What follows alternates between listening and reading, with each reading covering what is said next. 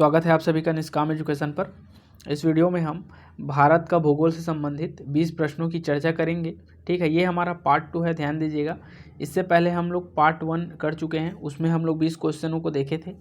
ये जो है न्यू पैटर्न के क्वेश्चन हैं जो कि आपके एग्ज़ाम के लिए बहुत ही खास होने वाला है। ठीक है, वीडियो को अंत तक देखिए और वीडियो को पॉज करके पहले आंसर लगाइएगा, उसके बाद जो नया लगेगा उसको अपने नोट्स में ऐड कर लीजिएगा। ठीक है, इसका लेवल जो है थोड़ा सा हार्ड हो सकता है। ठीक है, उसी प्रकार इसको बनाया ही गया है प्रश्न को। ठीक है, चलिए शुरू करते हैं।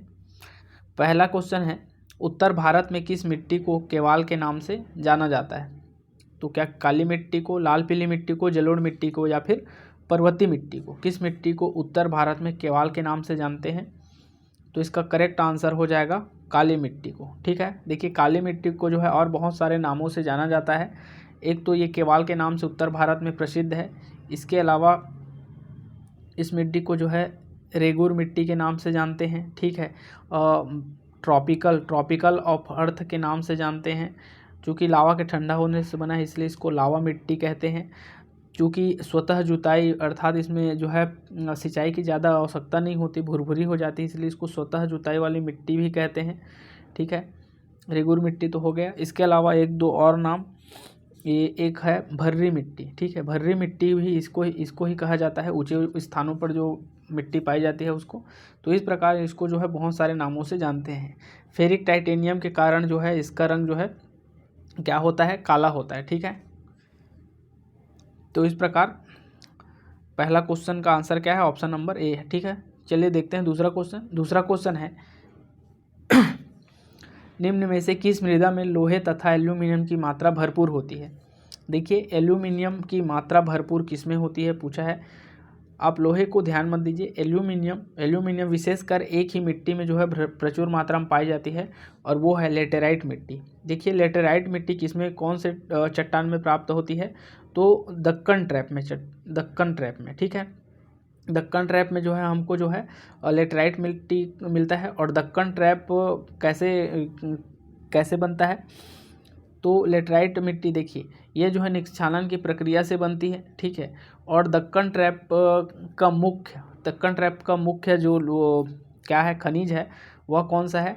तो एल्यूमिनियम है। अर्थात यहाँ से बॉक्साइट प्राप्त होता है हमको दक्कन ट्रैप से। ठीक है, बॉक्साइट खनिज की प्राप्ति होती है और बॉक्साइट किसका अयस्क है? तो एल्यूमिनियम का अयस्क है। ठीक है, तो किस मिट्टी में लोहे तथा एल्यूमिनियम की मात्रा अधिक होती है? तो लेटेराइट मिट्टी में। ठीक है, लाल पीली मिट्टी में जो है फेरिक ऑक्साइड और के कारण जो है लाल होता है।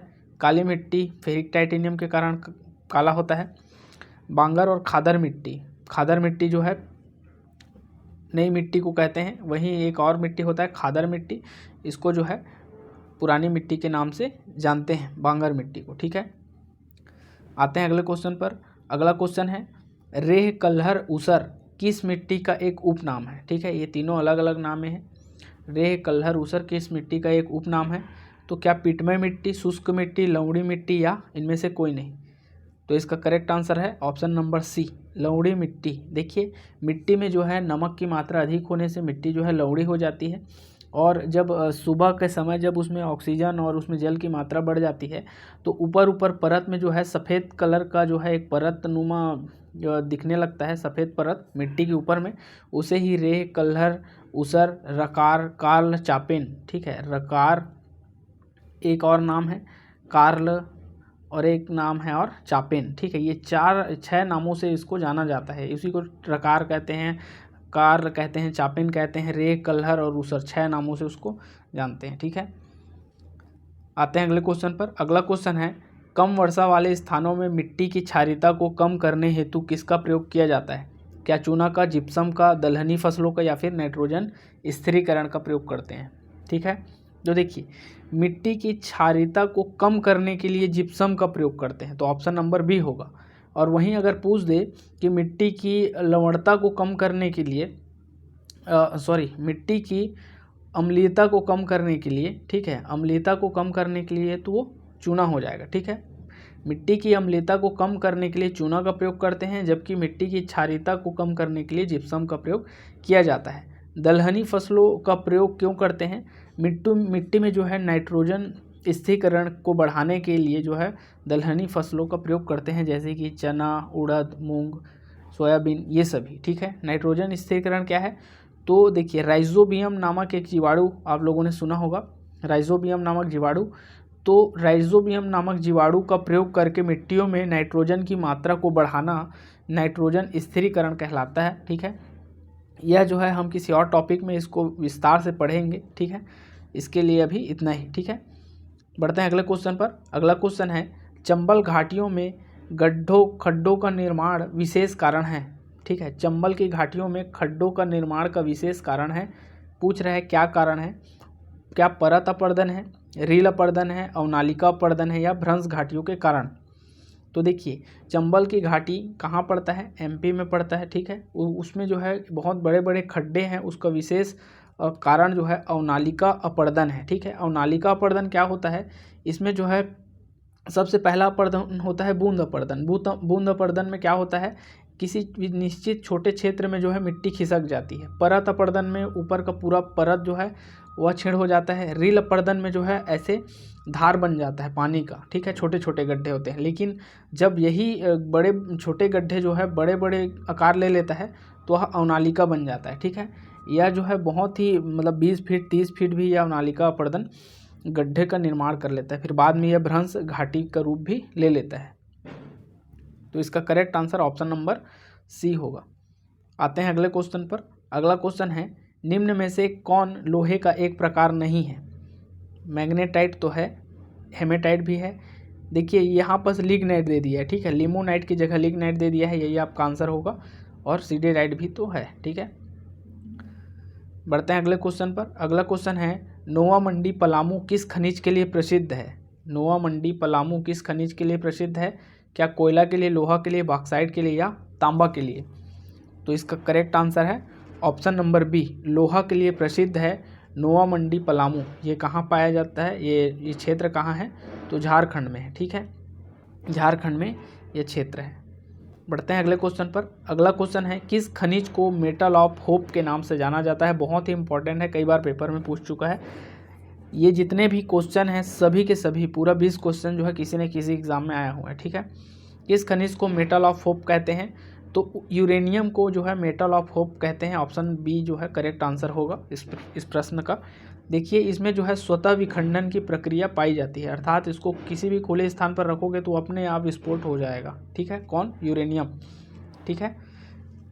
परमाणु बम बनाने के लिए एवं अन्य विस्फोटक पदार्थ बनाने के लिए यूरेनियम का प्रयोग करते हैं। यूरेनियम का प्रमुख स्थान है जादूगोड़ा क्षेत्र। आप लोगों ने सुना होगा जादूगोड़ा, जो कि कहाँ पड़ता है? तो झारखंड में पड़ता है। वह क्षेत्र से जो है यूरेनियम अधिक मात्रा में प्राप्त करते हैं।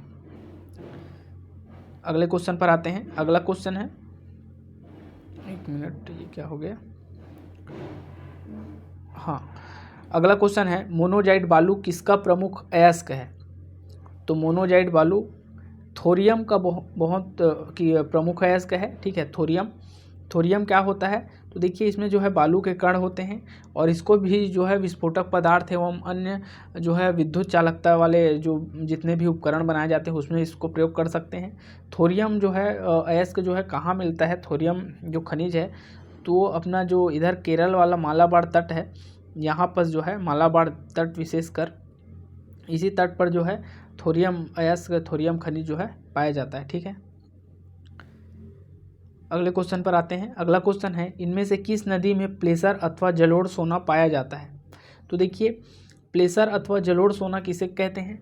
तो जो नदियाँ होती हैं, नदियाँ में जो रेत होती हैं उसी रेत में ही जो सोने के छोटे छोटे कण पाए जाते हैं, बहुत ही बारीकी, उसको जो है प्लेसर अथवा जलोढ़ सोना कहते हैं। ये मुख्य रूप से जितने भी ऑप्शन हैं उनमें से स्वर्ण रेखा नदी में पाई जाती है। ठीक है। और बहुत सारी नदियां हैं लेकिन ऑप्शन के अनुसार स्वर्ण रेखा नदी, ऑप्शन बी करेक्ट आंसर होगा। आते हैं अगले क्वेश्चन पर। अगला क्वेश्चन है, हिंदुस्तान स्टील लिमिटेड का एकमात्र कारखाना जो तटवर्ती स्थित है। देखिए तटवर्ती बोल रहा है अर्थात इधर की जो तट, समुद्र तट वाले क्षेत्रों की बात कर रहा है। तो चेन्नई तो ऐसा कुछ कारखाना ही नहीं है। हिंदुस्तान स्टील लिमिटेड अर्थात HSL। ठीक है। हिंदुस्तान स्टील लिमिटेड का ऐसा कोई कारखाना है ही नहीं। विशाखापट्टनम इसका करेक्ट आंसर होगा। कटक भी ऐसा कोई कारखाना है ही नहीं, बोकारो है, लेकिन यह जो है मध्य भारत में है। अगले क्वेश्चन पर आते हैं। अगला क्वेश्चन है, भारत का बोस्टन किसे कहा जाता है? तो भारत का बोस्टन कहा जाता है अहमदाबाद को। देखिए बोस्टन जो है इंग्लैंड में स्थित है, जो कि ऊन के लिए अर्थात कपड़ों के लिए बहुत ही, सूती वस्त्र के लिए बहुत ही प्रसिद्ध है। इसलिए जो है इसी की तुलना हम लोग जो है अपने भारत के अहमदाबाद को करते हैं। अहमदाबाद को भारत का मैनचेस्टर भी कहते हैं। भारत का मैनचेस्टर या पूर्व का बोस्टन जो है अहमदाबाद को कहते हैं। वहीं भीलवाड़ा की बात करें तो भीलवाड़ा जो है राजस्थान का मैनचेस्टर कहलाता है। कोयम्बटूर जो है दक्षिण भारत का मैनचेस्टर कहलाता है। उत्तर भारत का मैनचेस्टर नागपुर को कहते हैं। आते हैं अगले क्वेश्चन पर। अगला क्वेश्चन है, भारत में सबसे ज़्यादा पेट्रोलियम उत्खनन करता है तो क्या माकूम करता है, डिगबोई करता है, मुंबई हाई करता है, या इनमें से कोई नहीं? तो अभी वर्तमान में जो है भारत में सबसे ज़्यादा पेट्रोलियम उत्खनन जो है मुंबई हाई करता है या मुंबई में पड़ता है। ठीक है, देखिए ऊपर ऑप्शन ए में दिया है माकूम। ये जो है सर्वप्रथम बार पेट्रोलियम का कारखाना जो है, पेट्रोलियम हम लोग जो है उत्पादन करना शुरू किए थे, कहाँ से? तो माकूम से। ठीक है, शुरुआत कहाँ से किए थे? तो माकूम से किए थे। वहीं डिगबोई में देखा जाए तो डिगबोई जो है भारत का सबसे बड़ा जो था वह डिगबोई ही था। आंसर को हमेशा प्रथम में डिगबोई को ही लेते हैं, लेकिन डिगबोई से पहले भी एक जगह माकूम जो कि असम में ही है, उसको जो है हम लोग यहाँ से पेट्रोलियम का खनन करना शुरू किए थे। लेकिन डिगबोई जो है वह बहुत ही लंबे समय तक हमारा जो पेट्रोलियम उत्खनन का जो है यह जो है हिस्सा रहा। अभी भी यहाँ से उत्पादन किया जाता है, लेकिन अभी वर्तमान में सर्वाधिक उत्पादन जो है मुंबई हाई से करते हैं। आते हैं अगले क्वेश्चन पर। अगला क्वेश्चन है, इनमें से कौन सा भूतापीय ऊर्जा के लिए प्रसिद्ध है? तो मणिकर्ण, पुरगा घाटी, सोहना, तातापानी या उपर्युक्त सभी? तो देखिए इसका करेक्ट आंसर होगा ऑप्शन नंबर ई, उपयुक्त सभी। भूतापीय ऊर्जा किसको बोलते हैं? तो भूमि के गर्भ मतलब भूमि के अंदर स्थित ऊर्जा का भूमि के ऊपर आना, अर्थात कहाँ से आएगा? तो भूमि में कोई छेद के माध्यम से आ सकता है। ठीक है, या फिर किसी ऐसे विशेष कारणों से ज्वालामुखी उद्गार होता है तो दरारें पड़ जाती हैं। ठीक है, भूकंप से वहाँ से ऊपर उठता है। जैसे कि गर्म पानी का स्रोत होता है वह नीचे से ही जो भूमि है वहीं से ही ऊपर आता है, इसके लिए यह प्रसिद्ध रहता है। देखिए मणिकर्ण जो है हिमाचल प्रदेश में स्थित है। ठीक है, यह जो है यहाँ भी भूतापीय ऊर्जा अर्थात गर्म पानी का यहाँ पर प्राकृतिक स्रोत है। ठीक है, इसके अलावा पूगा घाटी यह जो है लद्दाख में स्थित है। ठीक है, सोहना जो है हरियाणा में स्थित है। तातापानी जो है छत्तीसगढ़ बलरामपुर में स्थित है, अर्थात उपर्युक्त सभी। एक और याद रखिएगा, खम्मम। ठीक है, क्या? खम्मम। तो खम्मम कहाँ है? तो आंध्र प्रदेश में है। ये भी जो है गर्म पानी के स्रोत के लिए, भूतापीय ऊर्जा के लिए प्रसिद्ध है। अगले क्वेश्चन पर आते हैं। अगला क्वेश्चन है, एशिया का प्रथम गैस पाइपलाइन इनमें से कौन सी है? तो क्या है बताइए? प्रथम है एशिया का सबसे प्रथम, तो इसका करेक्ट आंसर है नहरकटिया से बिरौनी। नहरकटिया असम में है, बरौनी जो है बिहार में है। तो असम से बिहार यह जो है सबसे बड़ा एशिया का प्रथम गैस पाइपलाइन है ना, बड़ा नहीं है, प्रथम है। ठीक है, सबसे बड़ा भारत का सबसे बड़ा जो है HVJ। ठीक है, हजीरा विजयपुर जगदीशपुर, क्या नाम है इसका? Hazira Vijaypur Jagdishpur gas pipeline. यह जो है भारत का सबसे बड़ा गैस पाइपलाइन है, जो कहाँ से? गुजरात से लेकर के दिल्ली तक जाता है। ठीक है, और ऑप्शन सी में दिया है बिग इंच पाइपलाइन, यह विश्व का सबसे बड़ा है। ठीक है, विश्व का सबसे बड़ा है। ये कहाँ है? तो USA में है। आते हैं अगले क्वेश्चन पर। अगला क्वेश्चन है, एनी एबोनी महोगनी वृक्ष किस वन का हिस्सा है? तो एनी एबोनी महोगनी ये सभी वृक्ष हैं, और ये सभी वृक्ष जो है उष्णकटिबंधीय सदाबहार वन में पाए जाते हैं। ठीक है, ध्यान दीजिएगा, ये उष्णकटिबंधीय वन में जो है एनी एबोनी महोगनी, इसके अलावा जो है रोजवुड। ठीक है, रोजवुड वृक्ष भी इसका हिस्सा है। इसके अलावा सिनकोना ये भी इस वन में ये भी वृक्ष पाए जाते हैं। तो प्रमुख रूप से 5 वृक्षों को आप याद रखिए। अगले क्वेश्चन पर आते हैं। अगला क्वेश्चन है सर्वाधिक ऊंचाई पर स्थित इनमें से कौन सा वन है? क्या कोणधारी वन है, अल्पाइन वन है, या टुंड्रा वन है, या पर्वतीय वन है? तो करेक्ट आंसर है ऑप्शन नंबर सी, टुंड्रा वन। टुंड्रा वन जिसको टैगा वन के नाम से भी जानते हैं, यह जो है सबसे ऊपर में है। ठीक है, इसके अलावा सॉरी ये टैगा वन इसको नहीं कहते हैं। ठीक है, टुंड्रा वन को जो है टुंड्रा वन ही कहते हैं, अल्पाइन वन को टैगा वन के नाम से जानते हैं। ठीक है, कोणधारी वन जस्ट नीचे में, अर्थात सबसे पहले जो है कोणधारी वन, उसके बाद अल्पाइन वन, सबसे ऊपर में जो है टुंड्रा वन पाया जाता है 4000 मीटर से ऊपर। ठीक है, टुंड्रा वन। अगले क्वेश्चन पर आते हैं। अगला क्वेश्चन है किस वन को वेलांचली वनों के नाम से भी जाना जाता है? तो देखिए, क्या सदाबहार वन को, अर्ध सदाबहार वन को, मैग्रोव वन को, या पर्वतीय वन को? तो इसका करेक्ट आंसर हो जाएगा मैग्रोव वनों को। ठीक है, मैग्रोव वन किसको बोलते हैं? तो जो दलदल में पनपते हैं, ठीक है, जो दलदल एरिया में पनपते हैं उसको जो है मैग्रोव वन कहते हैं। ऐसा वन जो है विशेषकर हमारे भारत के जो है सुंदरवन इलाके में पाए जाते हैं। सुंदरवन कहाँ है? तो वेस्ट बंगाल में है। ठीक है, यहाँ पर जो है विशेषकर यह जो है अधिक है। इसके अलावा जो है गुजरात के कच्छ में है। ठीक है, तो वेलांचली वनों के नाम से मैग्रोव वन को जानते हैं। ठीक है, बढ़ते हैं अगले क्वेश्चन पर। अगला क्वेश्चन है विश्व का सबसे बड़ा मैग्रोव वन स्थित है? तो मैंने अभी ये बताया सुंदरवन, तो विश्व का सबसे बड़ा मैग्रोव वन जो है सुंदरवन पश्चिम बंगाल में स्थित है। ठीक है, और विश्व का दूसरा सबसे बड़ा मैग्रोव वन तो कावेरी डेल्टा। ठीक है, कावेरी डेल्टा जिसको जो है पिचवरम के नाम से जानते हैं, यहाँ जो है विश्व का दूसरे नंबर का सबसे बड़ा मैग्रोव वन, और जबकि विश्व का पहले नंबर का सबसे बड़ा मैग्रोव वन जो है सुंदरवन, कच्छ में भी पाया जाता है ना। अगले क्वेश्चन पर आते हैं। अगला क्वेश्चन है इस वीडियो का अंतिम क्वेश्चन, सेल्वास क्यों प्रसिद्ध है? क्या सर्वाधिक ऑक्सीजन के लिए, सर्वाधिक घने जंगलों के लिए, ऊंचे ऊंचे वृक्षों के लिए, ऊंचे घाटियों के लिए?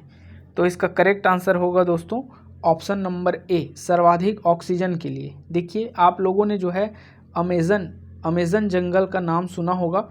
अमेज़न जो नदी है, ठीक है, अमेज़न नदी है, उसी के आसपास जो है ये सभी जंगल जो है पनपे हैं, और इसी जंगलों के आसपास जितने भी क्षेत्र हैं, जितने भी वन हैं, उसको जो है सेल्वास वन के नाम से जानते हैं। ठीक है, सेल्वास वन कहते हैं।